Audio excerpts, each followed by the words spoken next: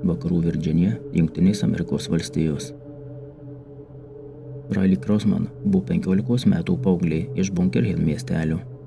Mergina buvo draugiška, kūrybinga ir rūpestinga, aktyviai dalyvaujanti spektakliuose ir kitokiuose mokyklos renginiuose.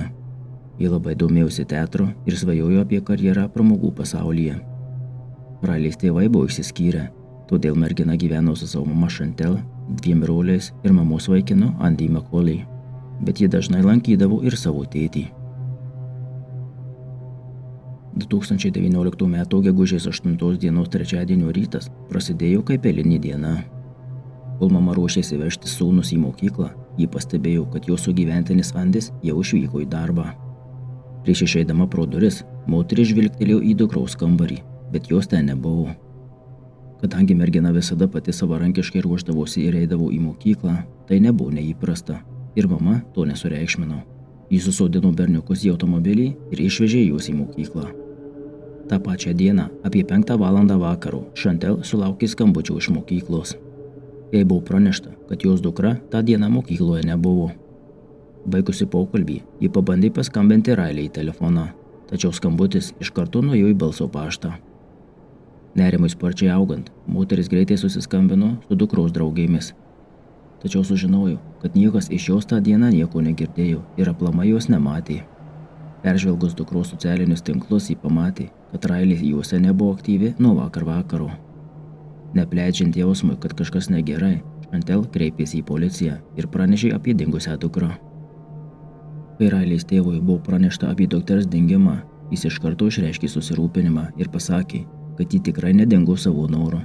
Ji buvo labai atsakinga mergina, kuri visada rūpindavosi kitų jausmais labiau nei savo ir niekada nebūtų išėjusi nieko nepranešusi jam arba mamai.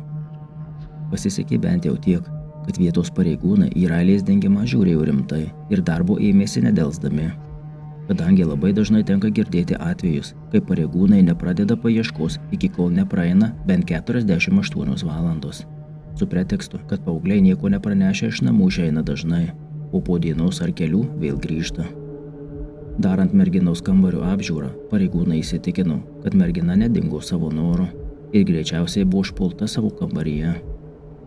Kambaryje buvo didžiulė netvarka. Tyrėjai su mamos pagalba nuodugniai apžiūrėjo visą kambarį ir rado ant žemės gulinčius akinius ir merginos rankinę, 2 dalykus, be kurių ji niekada neišeidavo iš namų. Taip pat buvo rasta ir jos kuprinė, kas aiškiai patvirtino tą faktą, kad ji tą rytą į mokyklą išėjusi nebuvo. Dar labiau nerimą sukėlė tai, kad Riley's čiužinys, patalynė ir pagalvė buvo išteptos krauju. Kraujas taip pat buvo aptiktas ir ant kambario durų vidinės pusės. Detektyvams bandant nustatyti merginos buvimo vietą pagal mobiliojo telefono signalą, paaiškėjo, kad jos telefonas buvo išjungtas. Artimieji tvirtino, kad toks elgesys Riley nebuvo būdingas. Ji nepaleisdavo telefono iš rankų visą dieną iki vėlaus vakaro. Įvykių eiga iki Riley's dingimo parodė, kad paskutinis žmogus matęs ją gyvą buvo jos močiutė, kuri antradienį apie 7 valandą vakaro matė ją gyvą ir sveiką. Per 2 darbus dirbanti Chantel namo grįžo apie 10:30 vakaro. Moteris rado svetainėje ant sofos miegantį Andy. Berniukai jau miegojo, o Riley's kambario durys buvo uždarytos, bet matėsi, kad jame vis dar dega šviesa. O tada, iš po ilgos darbo dienos, moteris ir pati nuėjo miegoti. Riley's telefono analizė parodė, kad tą vakarą jis susirašinėjo su draugais, o vėliau atsijungė. Maždaug apie 11 valandą vakaro ji vėl buvo prisijungusi prie interneto ir šį kartą išsiuntė šiurpą keliančią žinutę savo vaikinui Haydenui. Andis yra mano kambaryje. Aš bijau. Deja, vaikinas tuo metu jau miegojo ir žinutę pamatė tik ryte. Tyrėjai įtarė, kad Andis greičiausiai turi atsakymą į klausimą, kas atsitiko Riley, todėl detektyvai pakvietė 41 metų vyrą į apklausą policijos nuovadoje. Pasak Andžio, paskutinį kartą savo sugyventinės dukrą jis matė tarp 9:30 ir 10 valandos vakaro, kai ji jam pasakė, kad eina miegoti. Jis pareigūnams tvirtino, kad ir kas be nutiko po to, jam tai buvo tokia pati paslaptis, kaip ir visiems kitiems. Tačiau tyrėjai turėjo informacijos, kurios Andis dar nežinojo. Riley's telefono įrašai rodė, kad jis skambino į merginos telefoną 3 kartus tarp 3 ir 4 valandos ryto, nors jis tvirtino, kad tuo metu jau miegojo.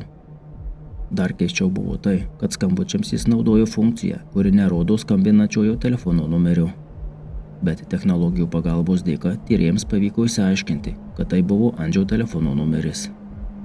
Kalbėdamiesi su vyro bendradarbiais, tyrėjai sužinojo, kad darbo kolegos, kurie gegužės 8-osios trečiadienio rytą pasėmė Andį į darbą, kadangi jie važiuodavo į darbą kartu, pareigūnams papasakojo, kad jis jau buvo atsikėlęs ir pasiruošęs tuo metu, kai jie atvyko prie jo namų. Jie nieko įtartino nebūtų ir pagalvoję, bet tai buvo keista, kadangi tai buvo pirmas kartas, kai jiems nereikėjo laukti, kol jis susiruoš. Jie taip pat pridūrė, kad darbo dienai vos prasidėjus, apie 9 valandą ryto, Andis pasiskolino įmonės visureigį ir išvažiavo, pasakęs, kad turi susitvarkyti kelis reikalus ir neužilgų grįž, tačiau darbe jis pasirodė tik po pietų. Kai detektyvai pabandė susekti Andį pagal jo mobiliojo telefono buvimo vietą, jie sužinojo, kad telefonas visą dieną nepajudėjo iš vietos. Pasirodo, telefonas buvo visą dieną paliktas namie. Nors Andis tvirtino, kad telefoną paprasčiausiai pamiršo skubėdamas į darbą, gali būti, kad jis būtent todėl jo ir nepasėmė, jog tokiu atveju pareigūnai negalėtų susekti jo judesių.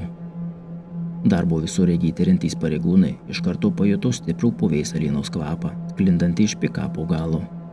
Jie taip pat aptiko laimo valiklį ir cheminės medžiagos kalkių, kurios gali būti naudojamos siekiant paspartinti irimo procesą. Vėliau specialiai apmokyti lavonų paieškos šunys patvirtino pareigūnų įtarimus. Transporto priemoniai buvo naudojama lavono gabenimui. Kol Andžio įvykių versija po biškį byrėjo, daugiau nei 300 savanorių komanda, padedama specialiai apmokytų paieškos šunų, kruopščiai šukavo apylinkes, ieškodami bet kokių dingusios paauglės pėdsakų. Gegužės 16 dieną, praėjus 8 paroms nuo tada, kai Railė buvo paskutinį kartą matyta, viltys rasti ją gyvą buvo labai mažos. Tyrėjams peržiūrėjus netoliese esančios mokyklos ir degalinės apsaugos stebėjimo kamerų įrašus, jie pastebėjo tamsiai žalią Dodge pikapą, kurį Andis buvo pasėmęs iš darbo, važiuojant į kelių link Barkley Springs miškų. Paieškų komanda nedelsiant ėmė tikrinti šią vietovę. Įtarimą pareigūnams sukėlė ta vieta, virš kurios skraidė maitvanagiai. Ir ten ant kalvos šlaito netoliese nuo važiuojamosios kelio dalies buvo rasti jaunos merginos palaikai. Pagal dantų įrašus buvo nustatyta, kad tai Riley Crossman kūnas. Netoliese palaikų pareigūnai taip pat rado gulinčių varžtų, šiukšlių maišų ir kitokių statybinių likučių. Ir visi šie dalykai taip pat buvo rasti ir Andžio iš statybvietės pasiskolintame automobilyje. Vis daugiau ir daugiau įrodymų turintiems pareigūnams atsibodo žaisti su vyru, kurį jie nuo pat pradžių laikė pagrindiniu įtariamuoju, ir Andis buvo oficialiai apkaltintas Riley Crossman nužudymu. Prokurorų teorija buvo tokia, kad tą naktį Andis nekartą buvo įėjęs į Riley's kambarį. Pažįstamiems žinomas kaip agresyvus asmuo, kol buvo neblaivus arba apsvaigęs, jis anot jų laukė, kol mergina nustos kalbėti arba susirašinėti telefonu, kad galėtų nueiti pas merginą su seksualiniais ketinimais. O tai, kad 15-metės palaikai buvo rasti su suplėšytomis kelnaitėmis, tik dar labiau sustiprino teoriją, kad tai buvo seksualiai motyvuotas užpuolimas. Riley suprato Andžio ketinimus, vyrą atstūmė, tada jis tapo agresyvus ir pradėjo merginą mušti. Nors dėl kūno suirimo teismo medicinos ekspertai negalėjo nustatyti, kaip tiksliai mergina buvo nužudyta, kraujo ir seilių pėdsakai rasti ant Riley's pagalvės leido tiek tyrėjams, tiek prokurorams daryti prielaidą, kad ji greičiausiai buvo uždusinta savo paties pagalvę, kol jos mama miegojo gretimame kambaryje. Įvykdęs nusikaltimą ir neturėdamas galimybės nedelsiant atsikratyti kūno, vyras paprasčiausiai išklojo Riley's kūną antklodėmis ir nuėjo miegoti. Žinodamas, kad kitą rytą turės galimybę pasinaudoti darbo automobiliu, jis nusprendė atidėti kūno atsikratymą iki tol, kol visa šeima išvyks iš namų. Kadangi Riley beveik visada išeidavo iš namų anksčiau už kitus, Andis tiesiog rizikavo tikėdamasis, kad jos mama prieš išvykdama su vaikais neužeis į jos kambarį. Ir nors merginos mama trumpam buvo įkišusi galvą į kambarį, ji matomai merginos nepastebėjo. Apie 9:30 valandos ryto jis atvažiavo darbiniu pikapu ir išsivežė merginos kūną, galiausiai atsikratydamas juo miške. Įsitikinęs, kad viską padarė nepriekaištingai, jis net nepagalvojo, kad jo judėjimą užfiksavo vaizdo stebėjimo kameros. Iš pradžių vyras tyrėjams pasakojo, kad niekada nebuvo palikęs darbo vietos, bet jiems informavo Sandy, kad bendradarbiai pasakojo kitaip Vyras vaidino staiga prisiminęs, kad taip, jis buvo trumpam pasiskolinęs visureigį, tam, kad nuvažiuotų pas brolį, nusipirkti kokaino savo ir bendradarbiui. Bet vėlgi, jau bendradarbis pareigūnams papasakojo, kad Andis jau turėjo kokaino atvykęs į darbą ir pirkti daugiau nebuvo priežasties. Detektyvai jam davė trečią galimybę paaiškinti, kur jis buvo, bet vyras vėl melavo, sakydamas, kad grįžo namo, suvartojo kokainą pats ir viskas. Nors jie puikiai žinojo, kad vyras buvo išvažiavęs nuo ryto ir grįžo tik po pietų. Pareigūnai aiškino, kad jiems šiuo atveju nerūpi narkotikai, jie tik nori išsiaiškinti, kur buvo Andis ir kas atsitiko Railiai.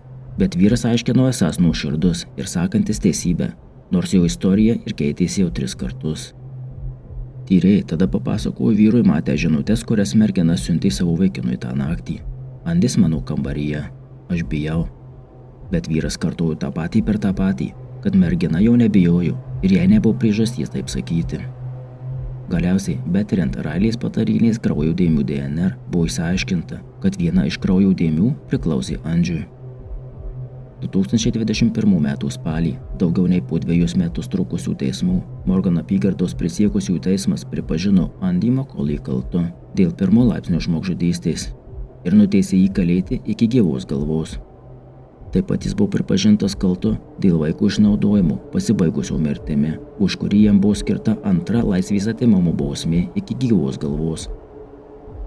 Andžio advokatai pateikė prašymą leisti jų klientui bausmes atlikti vienu metu, kas ateityje jam būtų suteikę galimybę į laisvę išeiti lygtinai.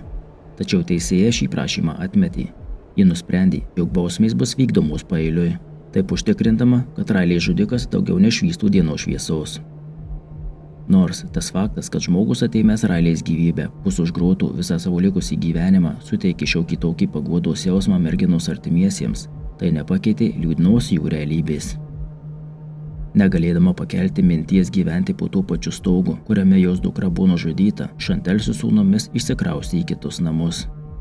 O namas tapęs skaudžiu įvykių simboliu ir kėlęs emocinį skausmą vietos bendruomeniai, buvo nugriautas 2021 metais.